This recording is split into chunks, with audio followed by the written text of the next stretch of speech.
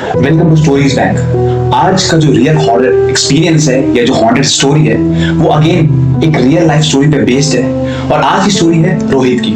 Rohit class 12 का student है और वो मुंबई में रहता है।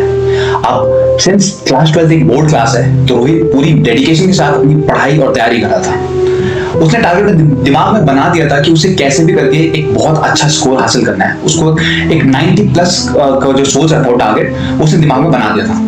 तो ऑफ कोर्स उसने जब टारगेट बना दिया था तो उसके लिए वो डेडिकेशन के साथ पढ़ाई भी कर रहा था। इस वजह से रोहित को थोड़ा एक्स्ट्रा पढ़ाई करनी पड़ी थी। मतलब उसे स्कूल आवर्स के बाद ट्यूशन भी जाना पड़ रहा था, ट्यूशन के बाद कोचिंग भी जानी पड़ी थी एक्स्ट्रा। आफ्टर 12th शुरू करने की तैयारी कर रहा था, जैसे कि जेईई की तैयारी करते हैं।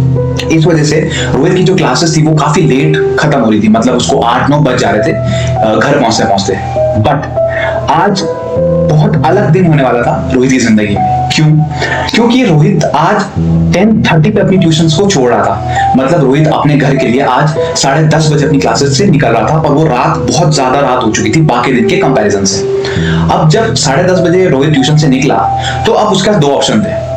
रोहित के पास पहला ऑप्शन था कि वो 45 मिनट्स का एक लंबा वाला रास्ता ले जो कि भीड़ भाड़ वाला इलाका है और लोग रहते हैं, यहाँ पे गाड़ियां चलती रहती हैं। या दूसरा रोहित शॉर्टकट ले ले और वो शॉर्टकट काफी शॉर्ट डिस्टेंस है बट अगेन वो इलाका बहुत ज्यादा आइसोलेटेड था, बहुत ज्यादा डरावना था।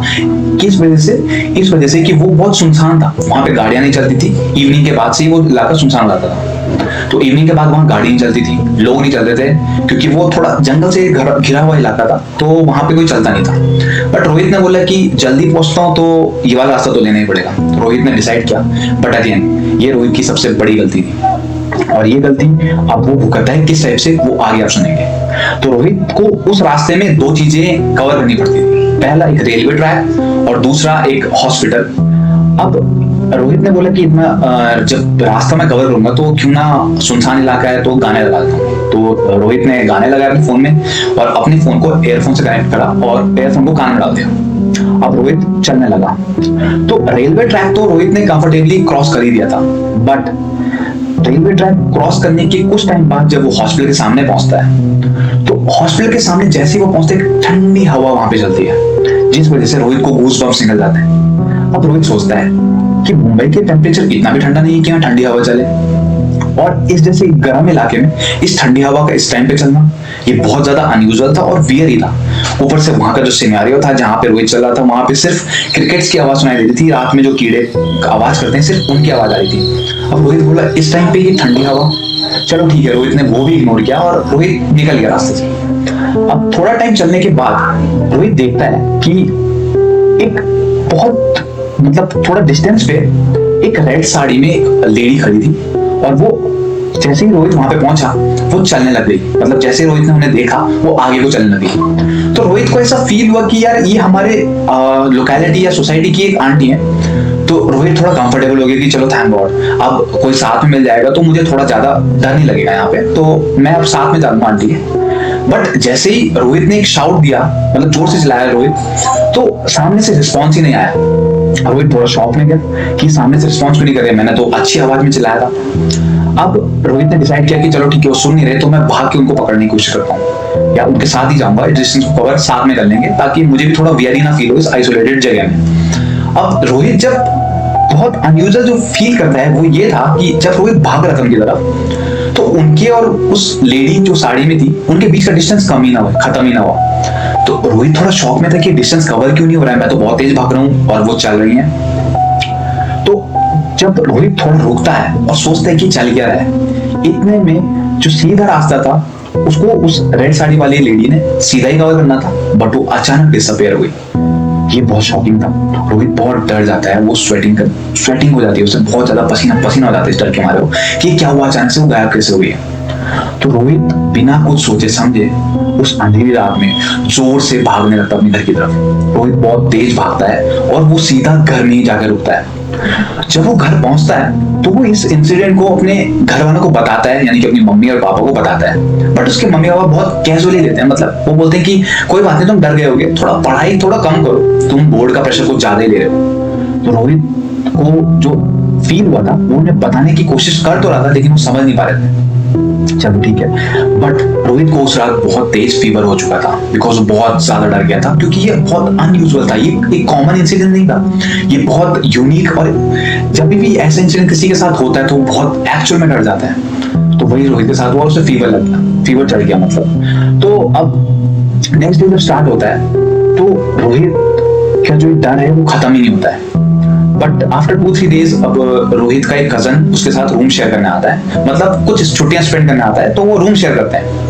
अब वो छुट्टियां थी करीब 1 हफ्ते की, तो रोहित और रोहित का कजन सेम रूम शेयर कर रहे थे।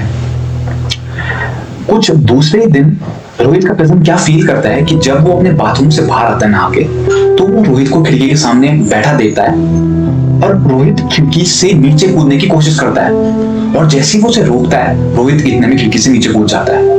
उसके कजन के लिए बहुत ज्यादा अनयूजुअल था, किसी के लिए भी बहुत ज्यादा अनयूजुअल सिचुएशन थी, बहुत स्केरी हॉन्टेड टाइप की सिचुएशन थी कि कोई उसके सामने सुसाइड करने की कोशिश कर रहा है या सुसाइड कर चुका है। तो अब रोहित का कजन बहुत तेज भागते भागते रूम से बाहर आता है, तो वो क्या देखता है कि रोहित, उसकी मम्मी और उसके पापा सोफे में बैठ के टेलीविजन वॉच, मतलब टीवी देख रहे थे, टेलीविजन देख रहे थे। अब रोहित का कजन बहुत डर के वो स्टोरी उन्हें बताता है कि ऐसा ऐसा था कि रोहित वहां पे बैठा था, वो कूद गया था, बट रोहित तो वहीं पे था। तब रोहित जो बताता है वो उसके मम्मी पापा के पैरों से जमीन निकल जाती है, मतलब उनके पैरों तले जमीन निकल जाती है। वो ये था कि रोहित बताता है कि उसको पिछले 5-6 दिन से ऐसा फील हो रहा है कि उसके रूम में कोई था। जब वो सो रहा था तो उसके सर में कोई हाथ फेर रहा था। बहुत अनयूजुअल फीलिंग थी एक नॉर्मल फैमिली के लिए जो अपनी लाइफ बहुत आराम से स्पेंड कर रही थी, बिकॉज ये बहुत ज्यादा स्केरी चीज है। मैं हूं या आप हो, कोई भी हो, इस सिचुएशन में बहुत ज्यादा डर सकता है।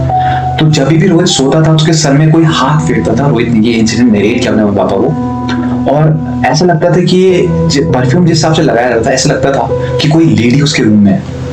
और ये इंसिडेंट जब वो रोहित अपने मम्मी पापा को नरेट करता है तो तुरंत वो डिसीजन लेते हैं कि वो किसी ऐसे इंसान को रोहित को दिखाएंगे जो इन चीजों को डील करने में एक्सपर्ट है। तो वो वहीं मुंबई में ही एक पीर बाबा थे, उनके पास उन्हें ले जाते हैं। अब पीर बाबा कुछ कुरान के मंत्र या वर्सेस पढ़ता है और कुछ बताता है रोहित को कि उसको फॉलो करना होता है। तो कुछ 2-3 चीजें बताता है कि पहले तो कि वो रोहित को ये बताते हैं कि उन्हें उस सुनसान इलाके में दोबारा नहीं जाना है, और दूसरा उन्हें अकेले नहीं रहना है कहीं भी ज्यादा टाइम के लिए। ये 2 चीजें उनको फॉलो करनी है रोहित को ब्लाइंडली।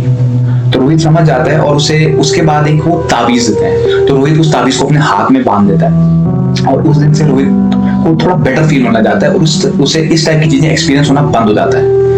अब कुछ टाइम बाद रोहित की फैमिली डिसाइड करती है कि वो ये प्लेस छोड़ देंगे और वो दूसरी जगह शिफ्ट हो जाते हैं। So this was the real experience of Rohit. I hope you like it. For the next videos or for this type of real experiences, stay tuned. Till then, goodbye.